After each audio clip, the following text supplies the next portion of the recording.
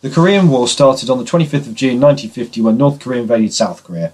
Previously, the Soviets had controlled all the way up to the 38th parallel, and the US had, down from China into the 38th parallel, and the US had controlled the south of Korea. And both sides had tried to make each part of Korea a model of their own democracy. So South Korea was a democracy led by the Verlaman anti-communist Sigmund Rhee. Meanwhile, under the Soviet side, it was led by Kim Il-sung, who was a communist.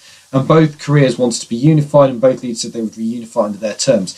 Kim Il-sung goes to Moscow and Beijing and gets tacit support from both leaders because he's already got a hardcore guerrilla movement. He reckons the South will capitulate easily, and also as the South is not included in the defensive perimeter strategy under Dean Akinson in 1950. So anyway, 25th of June, North Korea invade. They take over 90% of the country, pushing all the Allied forces back to the Pusan perimeter. On the United Nations, there's a resolution passed which calls us North Korea as an aggressor, and 29 countries agree to help with military or economic or medical aid. In September, MacArthur lands at Incheon, Douglas Arthur, and does a counterattack. This pushes the North Koreans back across the 38th parallel, and MacArthur's given the go-ahead to go further and invade North Korea effectively. And he gets all the way to the Yalu River, at which point Mao gets involved because he fears a US presence on the border, and he sends 300,000 Chinese troops across the Yalu River into North Korea.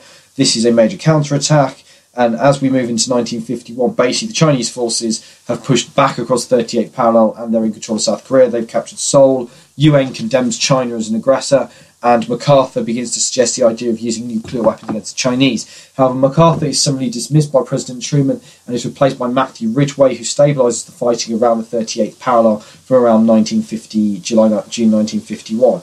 Between 1951 and 1953, there is no meaningful change in territories between either side, and diplomatic negotiations only settle on around in the middle of 1953 after Stalin's died for the Soviets, and as the Soviets are in a better position to negotiate, actually wants to negotiate. And the Panmunjom settlement is the idea that there'll be a demarcation line and a demilitarised zone of 2 kilometres. Military forces should withdraw to the respective territories and repatriation prisoners should begin.